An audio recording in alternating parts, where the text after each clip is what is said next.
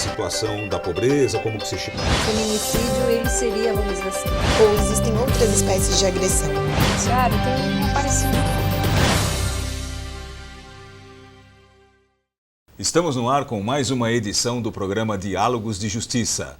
O Diálogos de Justiça é uma parceria entre a Unisa, Universidade de Santo Amaro, e o IPAM, Instituto Paulista dos Magistrados, hoje representado pela sua vice-presidente, doutora Herta Helena Padilha, que também é juíza no Fórum de Santo Amaro. Muito obrigado pela presença, doutora. Obrigada, professora. É um prazer estar aqui novamente. Hoje conosco o doutor Leonardo Trigueiro. Doutor Leonardo Trigueiro, ele é juiz de direito no estado do Piauí. Ele tem MBA em gestão judiciária e também é o presidente da AMAP, Associação dos Magistrados Piauienses. É isso, né, doutor? Piauienses? Exatamente. Perfeitamente. E o doutor Leonardo hoje falará sobre questões relacionadas ao poder judiciário.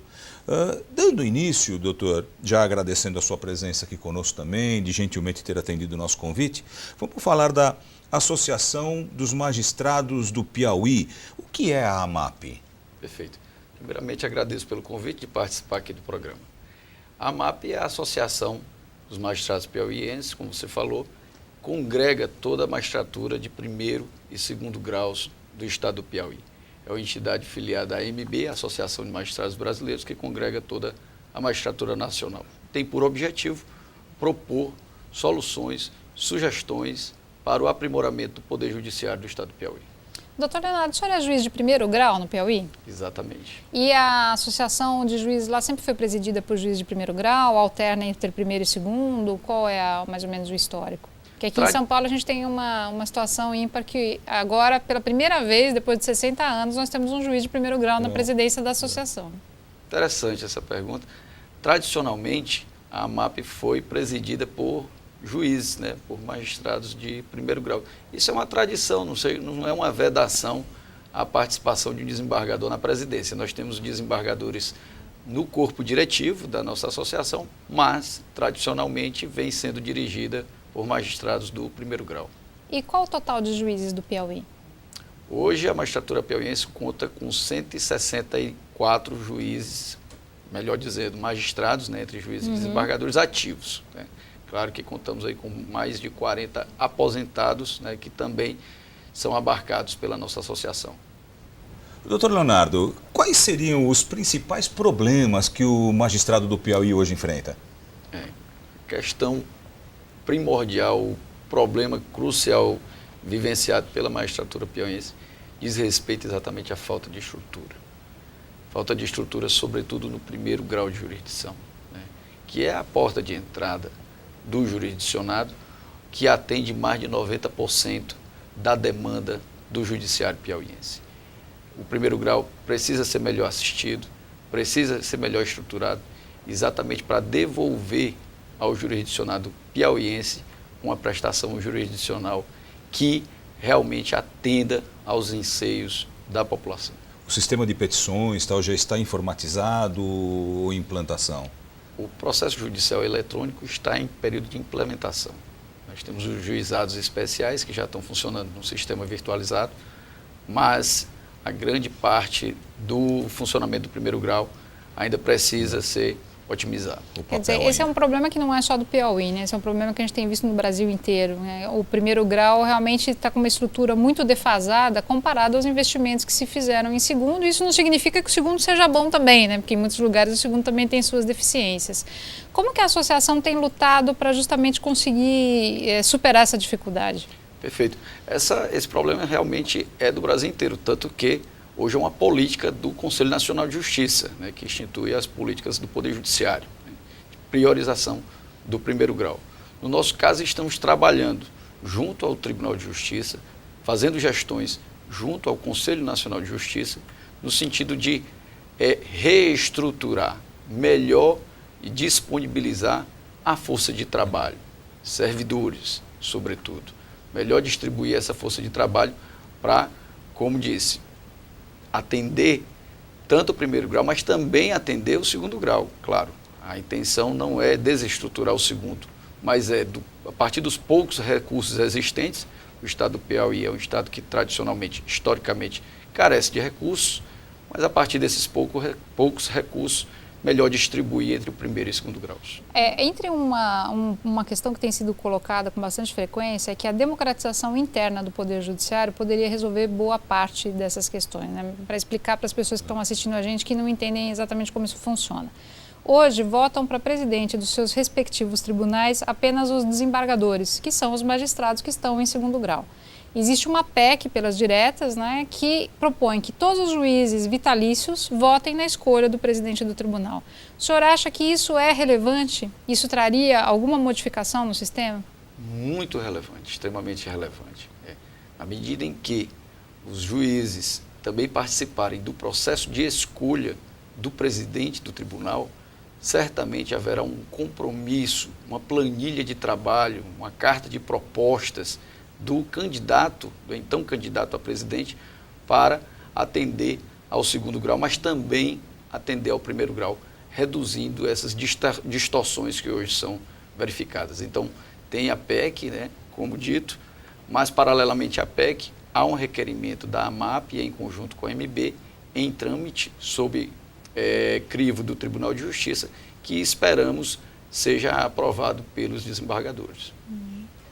Perfeitamente. Em relação à segurança do magistrado, doutor, o magistrado hoje ele enfrenta algum problema nesse sentido? Exatamente. É um outro grande problema vivenciado pela magistratura, não apenas do Piauí, mas nacional. Sim. Vide o caso recente ocorrido em Rondônia, e aqui vai a nossa solidariedade, a solidariedade da magistratura piauiense ao judiciário rondoniense. Pois bem, a segurança é um ponto crucial. O magistrado só tem condições de trabalhar com tranquilidade se lhe for garantida a segurança necessária para a execução do seu ofício, né?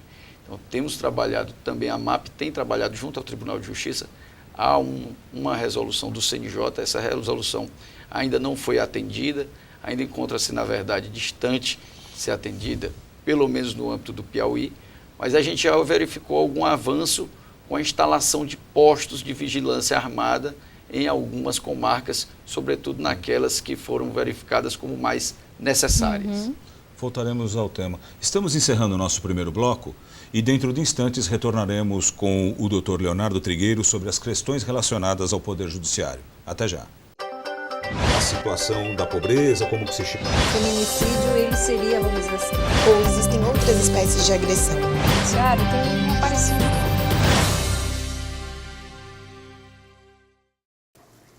Julinha, não esquece o casaco.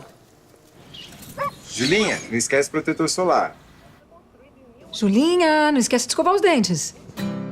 Você que está sempre se lembrando de proteger sua filha, não pode se esquecer da vacinação contra o HPV para meninas de 9 a 11 anos. Ela previne o câncer do colo de útero, que afeta 15 mil mulheres todos os anos. Procure uma unidade de saúde do SUS ou fique atenta ao período de vacinação nas escolas. Vacinação contra o HPV, proteção para a menina, saúde para a mulher. Meu nome é José Carlos Silva, tenho 18 anos. Eu adoro tocar guitarra e andar de skate com meus amigos. Minha mãe me chama de Zeca e eu confio muito nela. Ela sabe tudo sobre mim. Tudo mesmo. Ela sabe que eu quero ser um doador de órgãos. Na verdade, toda a minha família sabe disso e todos me respeitam. Disso eu tenho certeza. Eles entendem que eu quero ajudar outras pessoas, mesmo quando eu for embora. E eu sei que se for preciso na hora certa, eles vão falar por mim. E vão saber o que fazer. Os órgãos do José Carlos puderam salvar outras vidas, graças a uma conversa e uma linda decisão baseada em respeito, confiança e amor. Seja também um doador de órgãos e lembre-se de avisar a sua família sobre esse desejo. Sua família é a sua voz. Anota aí, Desafio Universitário Empreendedor.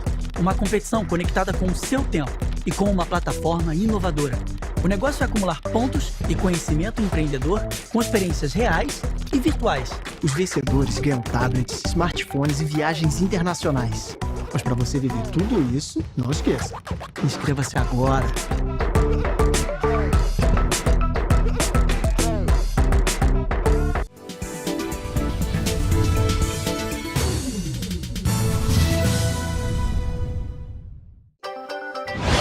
situação da pobreza, como que se chama? O feminicídio, ele seria, vamos dizer assim, ou existem outras espécies de agressão? Judiciário tem uma parecida. Estamos de volta para o segundo bloco do Diálogos de Justiça, uma parceria entre o IPAM, Instituto Paulista dos Magistrados, e a Unisa, Universidade de Santo Amaro. Hoje, abordando o tema questões relacionadas ao Poder Judiciário, contamos com a presença do Dr. Leonardo Trigueiro. Dr. Leonardo, falávamos sobre a segurança do magistrado no bloco anterior. E agora, recentemente, houve um pronunciamento do Dr. Odilon Oliveira, que é juiz de Ponta Porã, que inclusive foi o juiz responsável pela sentença de criminosos de um determinado status, e isso lhe gerou grandes problemas de ameaças constantes. Inclusive, tem até uma divulgação de um prêmio pela morte do Dr. Odilon, que o fez, inclusive, morar dentro do fórum. E acontece agora o seguinte: o Dr. Odilon, perto da aposentadoria, perto dos 70 anos, ele perde o direito a essa segurança. Essas associações de magistrados, elas têm alguma preocupação centrada para isso também, com esse magistrado aposentado que fica numa situação de vulnerabilidade em relação ao crime? Claro, o magistrado aposentado não deixa de ser magistrado. Né? E associado que é a sua associação, ele certamente vai receber toda a atenção necessária para a garantia da sua segurança. Não é apenas o fato de da cessação do seu trabalho, que é evidente, que vá levar à cessação do risco que hoje lhe acomete. Né? Se for evidenciada a necessidade de uma segurança, certamente ela será garantida. E agora, falando então sobre a aposentadoria aos 70 anos, chama o tema da PEC da Bengala, que foi recentemente aprovada. Qual que é a posição da Associação dos Magistrados do Piauí em relação a essa extensão da aposentadoria para os 75 anos, da aposentadoria compulsória? Sob a liderança da AMB, a AMAP aderiu, juntamente com todas as outras associações afiliadas, a um trabalho extremamente intenso contra a aprovação da conhecida popularmente aí PEC da Bengala. Entendemos que houve um retrocesso com a aprovação de tal PEC, né, com respeito, claro, às decisões do Parlamento, né? O Parlamento é quem vai saber melhor decidir, assim entendeu. Mas entendemos que houve um retrocesso porque vai provocar o engessamento de uma carreira que, por si só, já é extremamente letárgica. Né? A magistratura é difícil você analisar a nível de perspectiva de carreira, de evolução na carreira. E a PEC da Bengala veio acentuar ainda mais esse problema. Sem falar na necessidade de alternância do poder, que tratando-se de democracia, é sempre interessante. Isso que eu acho que é importante também a gente ressaltar, né? A PEC da Bengala, me parece que ela tem bastante relação também com tribunais de magistrados de nomeação, né? Que é o caso do Supremo Tribunal Federal, tribunais de contas, tribunais superiores por aí. E isso centralizaria a nomeação de magistrados dentro de uma fase do poder executivo. Essa ascensão a esses tipos de cortes, doutor, não seria melhor a via do concurso, a via da carreira, do que a nomeação política? Nesse sentido, há em trâmite no Congresso Nacional uma PEC de autoria do então deputado, hoje governador Flávio Dino, que visa exatamente alterar a forma de indicação dos ministros do Supremo, no entendimento de que o modelo atualmente em vigor não atende aos anseios nacionais. Juntamente com essa proposta, vem a ideia do mandato, né, que é uma ideia bem interessante nesse sentido de alternância do poder, né, de oxigenação, sobretudo no que diz respeito à cúpula do Poder Judiciário. O que eu acho interessante a gente colocar é que muito se colocou em relação a essa extensão do mandato dos ministros do Supremo e do STJ, né, do Superior Tribunal de Justiça, e a PEC ela é direcionada para validade imediata em relação a eles. No entanto, o que a gente já está vendo em todos os estados é que os desembargadores que estão em vias de se aposentar compulsoriamente estão ingressando com mandado de segurança para ter a extensão por mais 5 anos do seu período de investidura, de trabalho. Eu só acho que isso é um movimento que vai realmente se espalhar pelo Brasil todo? Qual que é a consequência disso para a carreira da magistratura?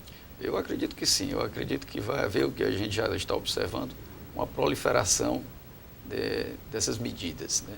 O ideal é que o Supremo defina, resolva a questão de forma cabal, né? Para tanto, a AMB está estudando uma medida para que o Supremo declare, né, o alcance, o sentido da norma que foi aprovada no Congresso Nacional.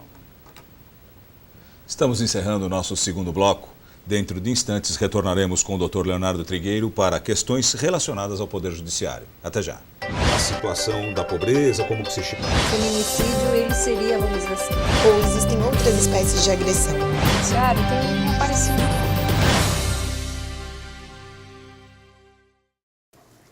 Julinha, não esquece o casaco. Julinha, não esquece o protetor solar. Julinha, não esquece de escovar os dentes. Você que está sempre se lembrando de proteger sua filha, não pode se esquecer da vacinação contra o HPV para meninas de 9 a 11 anos. Ela previne o câncer do colo de útero, que afeta 15 mil mulheres todos os anos. Procure uma unidade de saúde do SUS ou fique atenta ao período de vacinação nas escolas. Vacinação contra o HPV. Proteção para a menina, saúde para a mulher.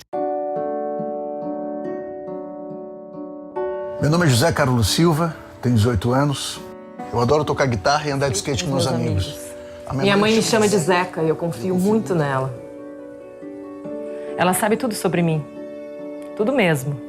Ela sabe que eu quero ser um doador de órgãos. Na verdade, toda a minha família sabe disso e todos me respeitam.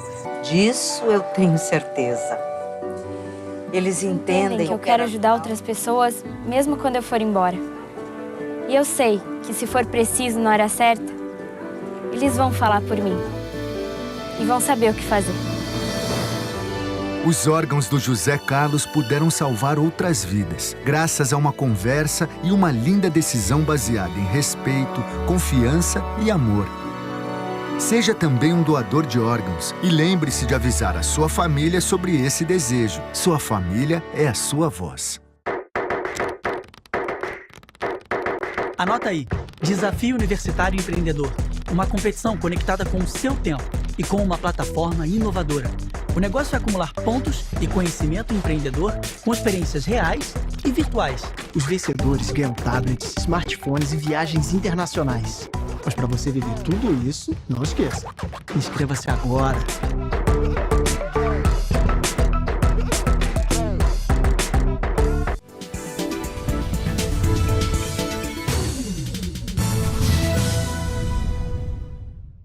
A situação da pobreza, como que se chama? O feminicídio, ele seria, vamos dizer assim, ou existem outras espécies de agressão? O judiciário tem aparecido.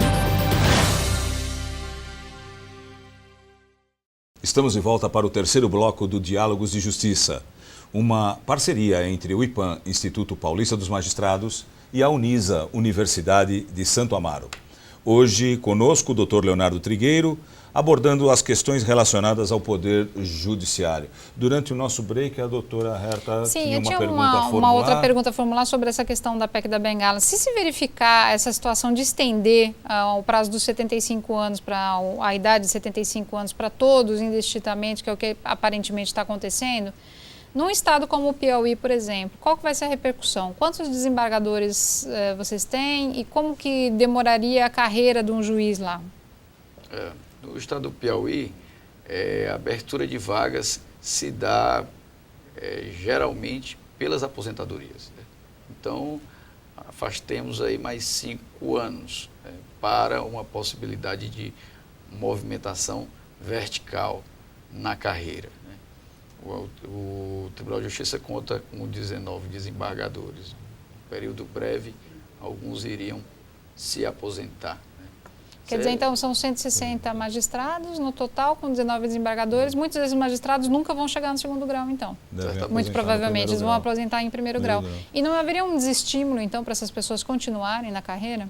Porque sim, certamente que há. Na medida em que a carreira não lhe oferece uma perspectiva de projeção e evolução, né, natural que haja o reverso, né, o desestímulo na carreira e talvez até precoces aposentadorias. Né? Que é um efeito que aparentemente ninguém estudou quando aprovou também a PEC, né? Porque mas... o que a gente ouvia em plenário, todo mundo sustentando que seria uma economia para o Estado, porque as pessoas permaneceriam mais 5 anos. Sim, mas os que vão aposentar precocemente porque não tem mais carreira, ninguém impactou, ninguém fez esse cálculo para saber como isso impactaria, né? Exatamente, esse argumento da economia que a PEC, né, iria ensejar foi colocado de forma bastante veemente pelos seus defensores.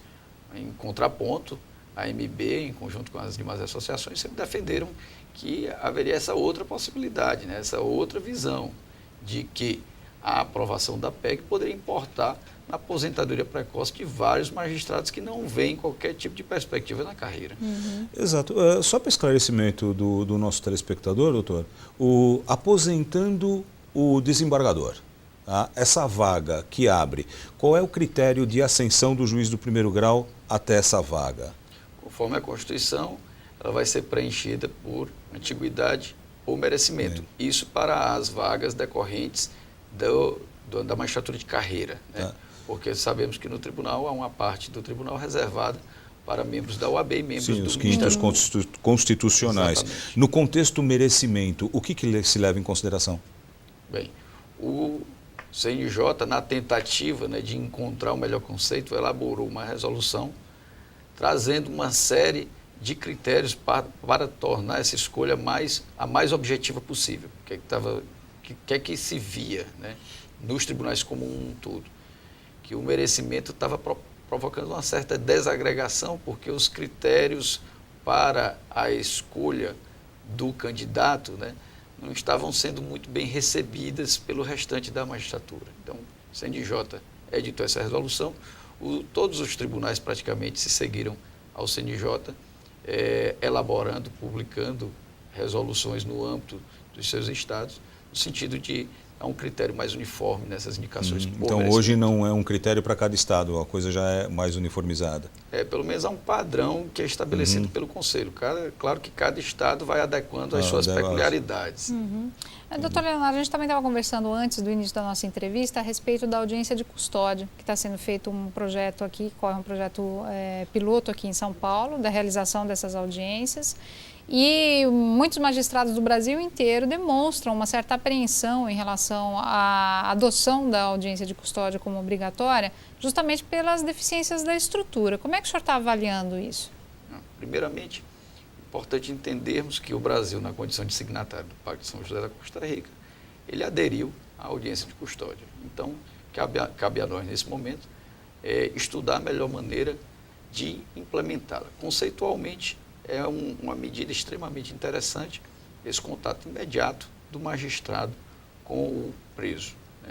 Qual a nossa preocupação? Exatamente a questão da estrutura. Vamos voltar à questão da estrutura. Por quê? Faz-se necessário que o magistrado que vá presidir a audiência de custódia seja dotado do seu juízo, né, de toda a estrutura necessária para viabilizar a execução desse ato, né? Esse foi, inclusive, um dos motivos da nossa vinda aqui a São Paulo para observar a experiência paulista. Está vindo um grupo, uma comitiva do Tribunal de Justiça do Piauí, fazer essa análise para, a partir daqui, claro, adequando a nossa realidade, implementar a audiência de custódia no estado do Piauí. Hoje já se procede a audiência de custódia. Sim, mas só para alguns distritos ainda. Na verdade, é um projeto piloto, está bem restrito, porque a quantidade de presos na cidade de São Paulo é enorme. Então, só na cidade de São Paulo, se fossem apresentar todos, você tem que montar uma estrutura adequada para isso. Exato. E o preso tem que ser apresentado dentro do prazo de 24 horas da prisão. Mas, um juiz em cada delegacia, né? Quase isso. Então, isso demanda, só para o senhor ter uma ideia, nos primeiros levantamentos, calcula-se que eles apresentariam em torno de 300 presos, quase, por dia. Se fosse a cidade esse inteira. Prazo de 40 horas, de 24 horas. 24 horas fica 24 prejudicado. Horas. Então, né? Não, então, está sendo cumprido, está sendo feito, é um projeto piloto que está sendo implementado e agora as dificuldades evidentemente aparecem. Uma das dificuldades que foram relatadas pelos juízes que estão envolvidos com o projeto é justamente naqueles casos em que se libera a pessoa, porque acho que é o caso de não permanecer preso. Então ele vai sair imediatamente do fórum, ele sai. Tá. Ele chega sem dinheiro, sem roupa, muitas vezes. Teve casos de que tiveram que fazer uma vaquinha para arrumar uma roupa para a pessoa poder sair. Então você acaba cria um problema de assistência social até no paralelo, que a gente não está preparado para resolver, pelo menos porque não está dentro das nossas atribuições, né? E aí como que a gente vai fazer? A estrutura demanda muito mais do que então somente demanda o juiz decidir. Muito mais, ali. Exatamente. Aparentemente é uma coisa simples, levar o preso e apresentar até o magistrado, mas isso envolve toda uma estrutura de segurança, inclusive, também. Que tem que ser, eu imagino que no estado do Piauí não seja diferente também, né? Correto. É importante frisar, né? Fala assim, a audiência de custódia, apresentou o preso, acabou. Não, ela envolve um complexo, um emaranhado de atos, né? Inclusive transcendendo ao Poder Judiciário. Se faz necessário uma participação efetiva do Poder Executivo, tanto por meio da Secretaria de Segurança, por meio da Secretaria de Justiça, enfim, movimentação de trabalho de assistentes sociais, de legistas, pessoas habilitadas para o tratamento de toxicômanos. Então, é bem complexa a realização da audiência de custódia. No caso do estado do Piauí, e a princípio a ideia é de estabelecer na capital, em Teresina, essa dificuldade estrutural que já mencionei. Então, se faz necessário que dote toda a estrutura, que seja conferida toda a estrutura necessária, segurança, atendimento assistencial, enfim, tudo que envolve a audiência de custódia para que ela seja viável e atenda à sua finalidade. Doutor Leonardo, infelizmente estamos chegando no final do nosso programa. Nós aqui agradecemos bastante a sua gentileza de estar aqui conosco, veio aqui do Piauí nos prestar importantes esclarecimentos. Foi uma honra tê-lo conosco. Muito obrigado pela sua presença. Honra toda minha, agradeço o convite, estamos sempre à disposição. Agradeço também à doutora Herta, a vice-presidente do IPAM, por mais essa jornada de trabalho em conjunto gratificante. Obrigada, professor. Obrigada ao doutor Leonardo pela presença e por ter aceito o nosso convite. A você, telespectador, o nosso abraço, o nosso muito obrigado. Continue com a nossa programação e até o próximo Diálogos de Justiça. Até lá. A situação da pobreza, como que se chama? O feminicídio, ele seria, vamos dizer assim, ou existem outras espécies de agressão? Judiciário tem aparecido